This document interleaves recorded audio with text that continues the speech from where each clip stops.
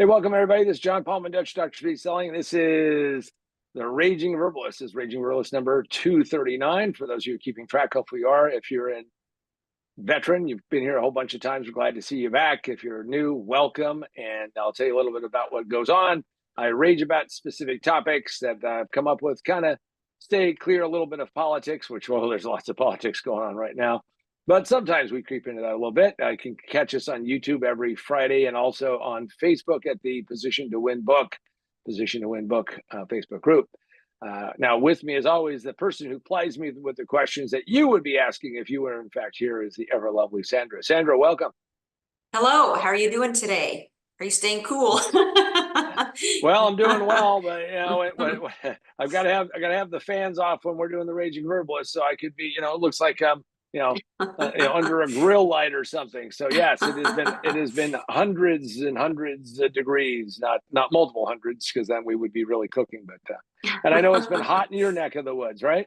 It has. We're in all sorts of like heat warnings and stuff. So woohoo. Fun. And you wonder how people used to do this without air conditioning, and the answer is I don't know, and I don't want to find out. So exactly. So what are we talking about today, Sandra? What is it? We're talking about those amazing straining rates. So you've talked about inflation. So tell me about interest rates. Well, interest rates and inflation are tied together in a lot of ways, because when the cost of things goes up, the cost of borrowing goes up, and that becomes a real serious issue and a problem. I always like to think of interest rates. So you're renting money from somebody. That's really the thought process you have to have. And when interest rates go up, you're paying more, and inflation has definitely been there. And for those of you who are sitting there monitoring it and saying to yourself, but John, well, inflation's moderating. Well, I'm going to tell you, inflation might be moderating, but interest rates are still going up. And we're going to prove that to you today. So yes, interest rates and inflation are inexorably tied. And we are in an inflationary situation. Maybe it's cooling, but we're in an interest rate spiral because interest rates continue to rise in a lot of different ways. And how high have interest rates gone? Well, one of the things I'm going to tell everybody, so when you do a lot of numbers, whenever you're talking a lot of numbers, and even if you have a little chart and a pointer and everything, is that there's a bunch of the audience that kind of glazes over. But, when you're talking money, you got to talk some numbers. So 10-year Treasury rates have gone up considerably. In 2021, they were 1.45% average. The year before that, they were under 1%. So that's what the government is borrowing, billions and billions and billions of dollars. When you have a $2 trillion deficit a year or whatever the heck it is right now, you are borrowing lots of money. Well, 10-year Treasuries are now 4.28%. Think about that. That is a little less than 3% more. Well, that may not sound like a lot, but 3% on a billion or tens of billions or even a trillion adds up to a lot of money that gets sucked over. And now here's the reality, is that we lived in a low interest rate environment for many, many years, and the government has to roll that money over. And that means that they have to go out and sell new debt to pay off old debt, because it's not like they have it sitting in a bank. There is no big, Scrooge McDuck pile of cash that the government goes and peels off some dough and puts it in a gym bag and pays people. They have to go out and borrow money to pay off money, and they're going to roll it over. And that means the servicing of the debt, that means how much the government has to pay every month, every year, is going to go up. So we're going to see this problem for a while until somebody figures out we got to probably spend less and get a little bit smarter, and also see a way to get these interest rates down, because if not, this is going to be very painful. And how have interest rates affected buying homes? Well, we got this real interesting situation, because in 2021, we're using that as our reference point, interest rates were 2.69%. And if you could lock that rate in for 30 years, that means over the course of it, every year you're paying less than 3% on it. Means that you're building equity faster. You're saving yourself a lot of that. But interest rates in 24 are right now, and you can go find all kinds of numbers, but this is what we pulled off of the web. is 6.86%. Now, don't go getting excited that you're going to get 6.86% because here's the reality is that this assumes that you have not good, not okay, not even close to, but you have great credit. And if you don't know what your credit score is, here's a little bonus right now. Every single one of you who are out there, I'm going to tell you, you should know what your credit score is. And though it may be depressing, it may be unsettling, it may be one of those things, but you should know what it is and go check it out. It's easier today than ever before. So you might want to know what that is. All right. And why have housing prices remained so high? Well, part of it is what's happened with those low interest rates, and the two of us, not to personalize it, but the two of us have low interest rate loans, and therefore to sell my house, I'll just use me to sell my house and unlock my equity, and then go somewhere and buy a new house. Well, I've got this low interest rate, and there are trillions of dollars in 4% and less money. And if you're going to go to 6.86% or higher, you're going to see at least a 50-60% increase in the cost of borrowing. I'm going to tell you that's going to be very painful. And that means that a lot of people won't qualify. And so there's many houses. The supply and demand has been skewed because there's a lot of these houses that nobody is actually out there selling, because even though prices have gone up, they're like, well, if I sell it and I end up with a big old chunk of dough, but now I have to go put that money down somewhere else, am I actually going to get a better house or a better situation or not? And that's probably not going to be the case. And because of that, we're going to see a lot of people who are going to stave off buying a new house or changing houses, because that will be a problem. In fact, we already see builders struggling with these things left, right, and center, because, of course, they're very much affected by that. And that means anybody who is out of the marketplace is going to be really jammed up, and that is a big issue. Which brings me to what you could do while you're waiting to see if you can buy a house or build something or do something, is go check out my book. Most businesses fail in the first 5 minutes. It just takes them 3 to 5 years to realize it. Position to Win.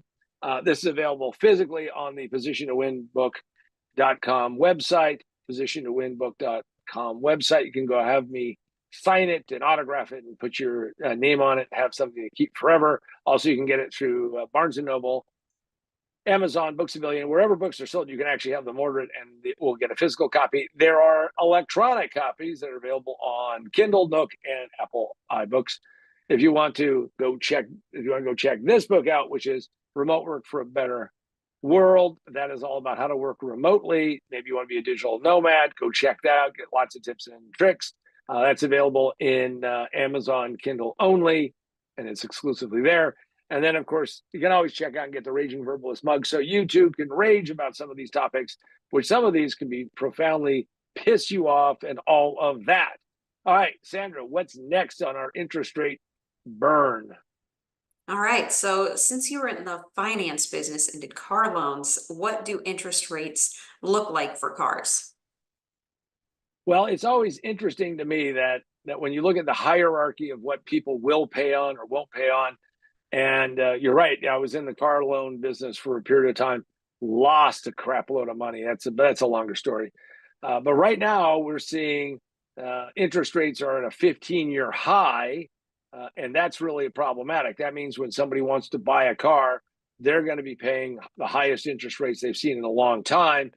And since these rates have gone up considerably, you can always tell that the interest rates are very problematic. Is that what we have going on right now is that manufacturers, and you see the ads all the time, manufacturers are coming out with rates that are much lower. Now, whenever you see that, what they're doing is they're buying down the rate. When you see somebody have a rate of 1.99%, that is not the true rate. The rate is actually higher. The manufacturer has worked out with a finance company or themselves being a finance company, and they are buying down the rate to get you to buy the car. And that is happening all over the place. And since that's taking place, that tells us, and the reason why we're having this Raging Verbalist session is that, whenever somebody says, oh, yeah, but the economy's actually doing pretty well, interest rates are a really good indicator if things are going well or not. Because if interest rates are at a higher level, you have more people just on the edge of trying to make things work and survive. So don't let anybody kid you that things are just hunky dory in this current environment. And with the shift to higher interest rates, how has that affected auto loan delinquencies? Well, when I was in the finance business, I watched delinquencies like a hawk. If somebody, and this, if you have financed a car without, maybe if you finance with a big company, maybe you don't see this. But I used to think, well, you give them that grace period, you let it go, you see what's going to happen. Well, we learned very painful lessons. That's how you get out of the finance business. Is that you got to call them up immediately and say, hey, where's the money? Where's the money? Where's the money? And how do we get the money as quickly as we possibly can? To that end, we are now at a 10-year high in 2023. 24 is still going on for delinquencies. So when we're at a 10-year high for delinquencies, that means there's a lot of people who have cars who are not paying their car payment when they need to. Now, I know some of you will not be sympathetic to finance companies and people lending money, but I'm going to tell you that is a harbinger. That is the canary in the coal mine. That tells us that the economy is not doing well because people usually pay in this order. They buy food before they buy it, before they pay anything else, because obviously everybody's got to eat. They pay usually their housing next, and then the next thing they pay is their car. And in fact, I've seen people pay their car before they paid their house, which doesn't make a lot of sense, but they do it because they say, well, I got to get to work, got to do my job, got to do whatever I got to do, and that becomes a deal. And when I was in the car finance business, we used to have to go out and repo people's cars, and no matter how much that might be kind of like a jokey kind of thing, it was really a crazy business. Now, we hired repo people. So we lent money to a guy who was a roofer and bought a used truck. And it was a nice truck. And he looked like he was going to be able to make it. So rates were high for this guy because his credit sucked, right? That's what we're talking about. Make sure you know what your credit is all about. And you are in charge of managing your credit, by the way. Your behavior affects that. So anyway, he ended up not paying his bill and we started bugging him and he started avoiding us. So I had to hire the repo guy. So hire the repo guy and we'll just call him Tony. And Tony says, John, hey, I can't pop the truck because that's how they would talk. Popping the truck is picking it up. And I said, well, why not? And he goes, well, because the truck is always behind a fence. The fence is, there's a gate. The gate has a lock on it. So this guy was playing games. And by the way, he would use the truck to do his jobs. And then he would lock the truck up at night so we couldn't go pick it up. Became very frustrating. Now, not only were we in the car finance business, but we also did mortgages. We also bought foreclosures. We also did a lot of other things. So we had a house that was empty that we were holding on to and we're working to sell. So my business partner called him up and said, hey, by the way, I need you to come and look at my roof. The guy was more than happy. Hey, this could be a new job. Comes over to go look at the roof, climbs up on the roof because all roofers have to climb up the roof to look at them, which only makes sense. And as he did that, and we knew he was on the roof, I drove up in the chase vehicle, if you will. And I did this myself. I mean, my repo guy would have done it, but I wanted to have this because this guy he made it personal, pissed me off. So I jumped out of the chase vehicle. And of course, if you don't know this, you should, which is the finance company always, whoever finances your car, always has a key to the car because in essence, they own the car. You're paying on the car. And until you get that free and clear title, you don't really own the car. So I go there and I jump in the truck and drive off. And of course, he's yelling and screaming. And my partner walks over. And of course, he's telling about what he's going to do when he comes down. And my partner walks over because there's the ladder and puts his hand on one of the rungs and pulls the ladder back, which means he can't get off of the roof unless he's going to learn how to fly. And he starts yelling and screaming. And my partner says, well, you're either going to calm down or I'm going to take away the ladder. Now, I would not recommend that normally. Now, the story doesn't end there because we end up that he sues us for wrongful, not because we couldn't repo the truck, but because he lost $16,000 in roofing tools and material. Now, I can tell you, whenever you repo something like that, even though it was before digital cameras, we take pictures of everything. And the guy walks into court with a lawyer and he has invoices to prove that he has a little over $16,000.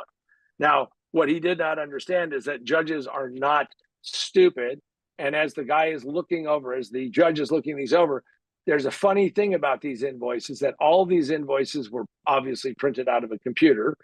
They were all sequential, and they magically added up to this. So when this shows up, the lawyer, then his lawyer says, well, geez, and Your Honor said, well, I don't want to say the F word. The F word, by the way, in court is, well, you can figure that out, but it's a word that you never want to hear any judge utter.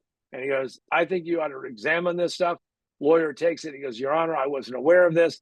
By the way, can I approach the bench? Well, yeah, the judge says, okay. My lawyer approaches the bench, and he sits there and he says to the judge, and my lawyer goes, I'm removing my representation of this guy. I don't know how he came up with these things. He told me he had invoices, never showed them to me until today, and I'm out of here. And then the judge announced to all of us that, of course, his lawyer had left, and he looked at the guy and said, either you get another lawyer or you get, you're going to have to figure this out. But those invoices do not look correct. He never said the word fraud, but that's exactly what's going on. So that was my fun with repoing and dealing with that. And yes, we did sell the truck again to another roofer, which of course, we didn't have to repo that a second time. So yes, that's my repo story.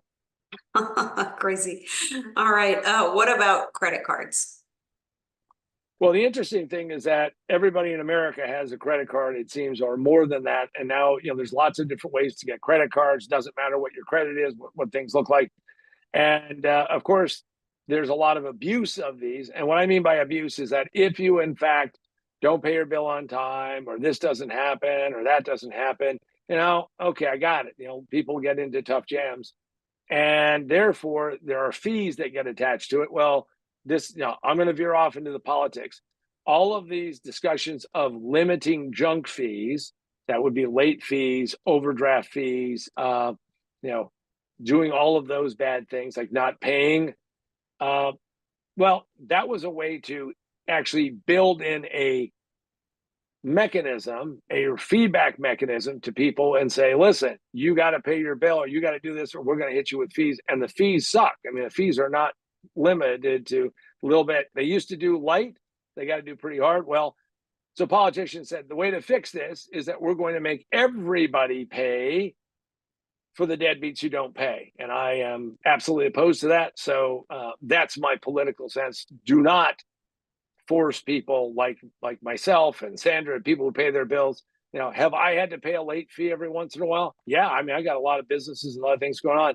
Am I ever happy about that? No. Will I ever call them up and see if I can negotiate it? Sure.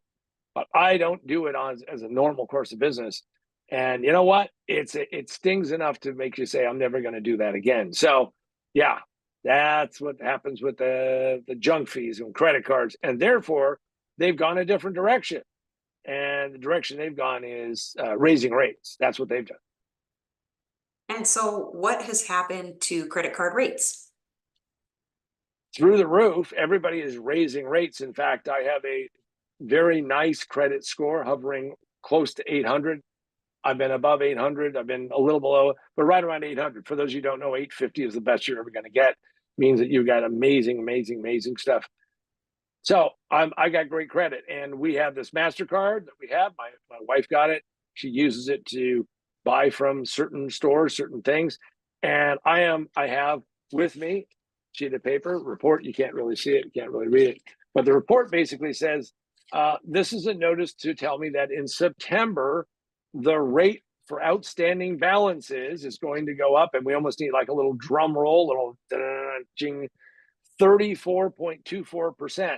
Now, when I was in Vegas, guys on the street would be a little bit concerned they were charging too much in interest. They're charging over 2.5% a month on this. What has happened to that? So when people say, well, the economy is starting to look good, this is an example of where it's not, because every credit card company out there is looking to raise rates and moving those rates higher. Now, I know what you're saying. Well, maybe the politicians need to step in again. Yeah, step in again and credit cards disappear. All that means is that you got to be smart about what you're doing, but rates have gone up and gone up considerably. and inflation supposedly has gone down, but rates continue to go up. And what's the best way to cope in this interest rate environment? Now, more than ever, you got to pay attention. You have to decide and wake up and say, I'm in charge of this. You know, if I'm going to put something on a credit card, you got to understand that there's going to be a toll, a tax, an interest rate that maybe that you don't want to do. You have to question whether or not you want to take those kind of steps. There are lots of different things that you can possibly do. But if you're an entrepreneur, if you're a business owner, you've got to be very careful on how much debt you have. And I know that's tough. I know that's hard because you've got to look at this very carefully. And then you have to be more of a credit manager than ever before. Hey, when interest rates were 18%, people said it was a ridiculous number to borrow at. But if you're at 34%, wow, you're over the top. So you have to understand that interest rates go up a lot faster than they go down. And most of the time, they don't go down. So you need to negotiate with this. You also need to figure out how to look at your credit score on a very regular basis. I talked about that a little earlier, but you need to go look at your credit score and see how you can work your way to a better credit score. Learn how to do that. I'm not going to go through like some of these fanciful YouTube videos to tell you how you can get, 94 credit cards and never have to worry about a damn thing. I'm going to tell you should take it seriously. Borrowing money is serious. Living in this world can be a very serious thing, and keep track of this thing. And therefore, every single day when you go and make a decision, ask yourself, how am I going to take care of this and not get trapped in interest rate hell? Because I can tell you at 34%, so much. I mean, that means $1,000 over the course of the year, you're going to be paying $342.40 extra. That's over $25 a month more on that purchase that you just made. Keep that in mind, be informed, get smart, do all those things, because that's what it's all about. And I want to thank everybody who's joined us today for this interest rate summons or sermon, sermon or whatever you want to call it. But all I want to tell you is be aware and do not listen to all this nonsense about how well everything is going to go peachy ducky clean. If interest rates go down significantly, I'm going to tell you the credit card people are going to be, we got it up to nosebleed. We have people who are paying it, and we're not going to drop it anytime soon. So thanks for joining us. And this is John Paul Dutch Speed Selling. And for myself and the ever lovely Sandra, this has been Raging Verbalist number 239. We'll see you on the next Raging Verbalist.